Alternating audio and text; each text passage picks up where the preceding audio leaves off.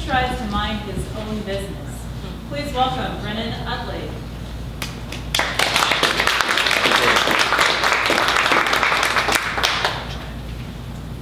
I'm only going to read about 3/4 of this story, and then I'm going to read the other 4. The story is called Venus in Furs. If a reader was to float straight from the seat of their chair, video game style, or maybe even to use the elliptical zoom of Google Earth to float over the festival, like a great invisible eye, moving through each campground, all named after some location in popular culture. From left to right, landing on row A, the 4 RV camps, the Death Star, Bikini Bottom, RR's Diner, Springfield, and moving down to row B where the traditional campgrounds began, past Central Park, Neverland Ranch, Graceland, Rockefeller Center, Hogsmeade, and settling on Bedrock, the top west portion of official Enlist Festival of Music, Arts, and Technology campgrounds, respectively, of which there is at least 10 more areas which the reader is welcome to explore as the festival expands from the middle outward.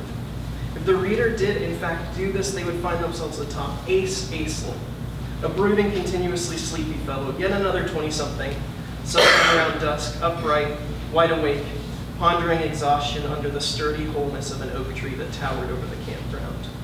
Ace was regularly incapable of sleeping, of catching Z's, of nodding off, of hitting the sack or hay, of drifting off, of catching 40 winks, of getting either a cat nap or sleeping like a dog.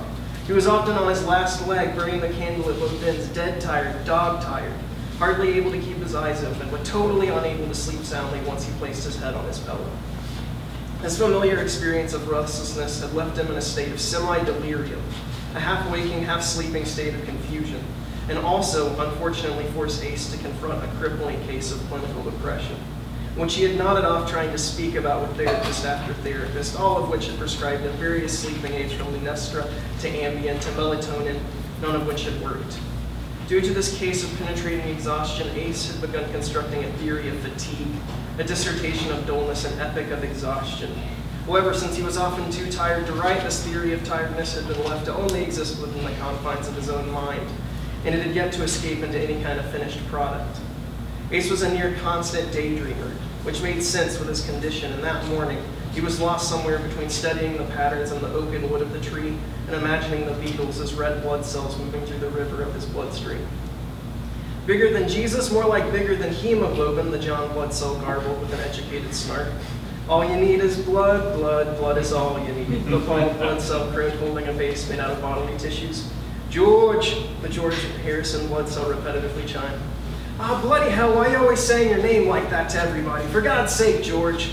The Ringo blood cell piped up behind a drum set of ever so smaller blood cells. George responded pensively. All I'm trying to say is give cytoplasm a chance, John continued. Yesterday, all my mitochondria were so far away. Paul was really hamming it up on that tissue base. George. God damn it, George, how many times have we gone over this? Ringo pushed up the glasses on his nose and snarled.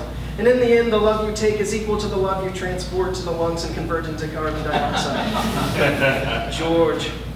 Ace's unfortunate situation of continuous daydreaming and crushing exhaustion was such that even these brief moments of escape failed to provide him any kind of solace or relaxation. I don't know if it's even that I'm depressed, he had once said while fondling a stress ball and sitting on an ever so comfortable couch at one of the bougie therapist offices he consulted. I'm just so fucking tired. Even if I do sleep, it's as if I don't. Overstimulation, that's a pretty simple word I used to describe it. Exhaustion of the bones and eyes, of my entire physical system. I feel tired in my blood. And then seemingly out of nowhere, there was a tall top hat wearing slender man before him. He wore a thin fitted black suit and skirted about with a cane that he tapped on the ground below him, twice each time as a matter of fact, before speaking. Tut tut, the tall slender man began, tapping the cane twice on the trampled grass below them. My good chap, just to clarify our geographical location, we're in the good campsite of Bedrock, I presume. Ace mumbled a yes, tilting his head and leaning further against the oak tree.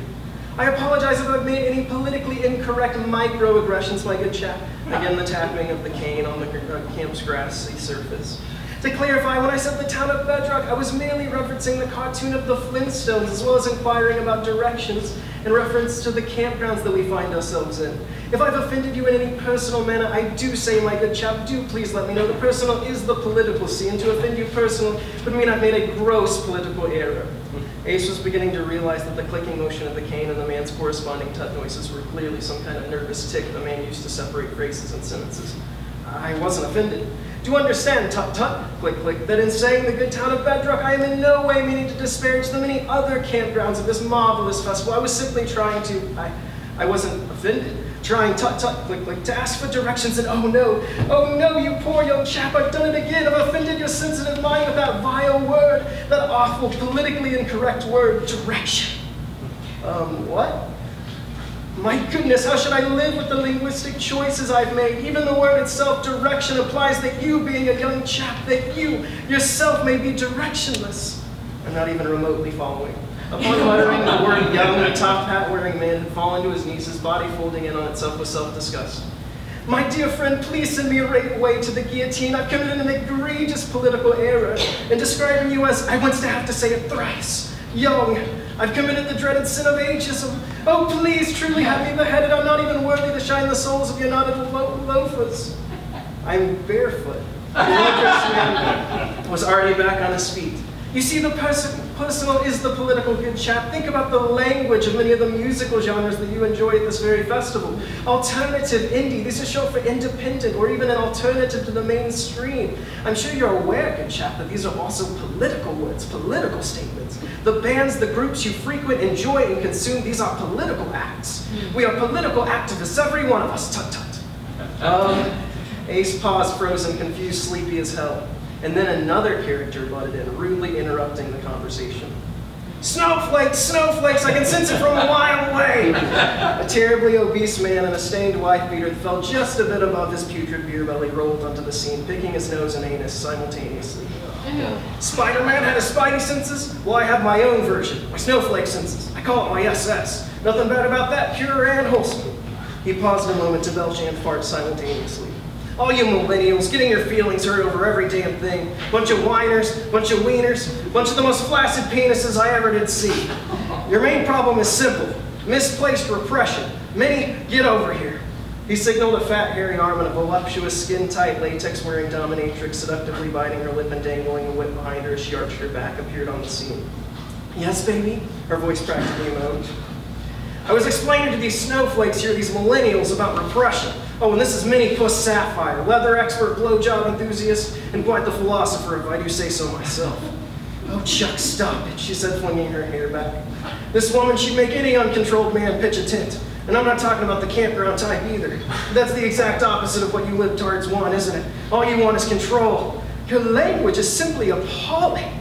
I don't even know where to begin. You're simply a walking advertisement for the benefits of deodorant, my not-so-good chap. Oh, hell, the lady likes it. The enormous man began to let out a beefy chortle as Minnie smacked his gaping ass crack with her whip, clearly visible from the edge of his cargo shorts. The noise was utterly cartoonish. Again, seemingly out of nowhere, whistles began bleeding from the distance, and a group of protesters with picket signs began to march onto the scene. Ace, becoming more and more overwhelmed with the cluttered quality of the space around him this early in the morning, sunk backward, his body tensing with anxiety. Wait a minute, one of the protesters demanded as the whistles continued to blare. This entire scene is preposterous. Who would create such disdainful material? Who were you addressing exactly? Ace finally spoke up, wobbling with sleepiness, only half focusing. My snowflake senses are tingling, Chuck belched. Is that all that's tingling? Minnie snapped the whip again, the crack of it splitting the sound barrier. Well, you seem to be one of the central characters, the protester continued. What's the point here, the direction? Where is this headed, this imbecile? The protester gestured at Chuck, who was rubbing his protruding stomach with both hands. He's elected a reality star president and is destroying our country. If you're including him in a satire, or even under a critical gaze, you have to tread lightly. I'm just, Ace responded, tripping over himself as he tried to shift his weight against the tree. I'm just here to observe, and I'm not even sure what's going on, really. I'm the exact wrong person to ask. What's going on, one of the protesters spoke up, is clearly a series of sexist devices. Look at this woman. They gestured at Minnie, her breasts bulging with enormous gravity-inducing power. Her depiction is clearly against our cause of liberation. A short-haired, tucked-in, button-up shirt wearing nerdish, totally androgynous, high socks tucked into short, double-laced, black-ass boots type appeared on the scene, full of the uncool coolness of any hipster of this day and age.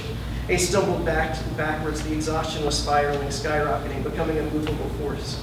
I'd like to defend the author, the hipster said, sniffing back some mucus into their nose and lifting up a finger.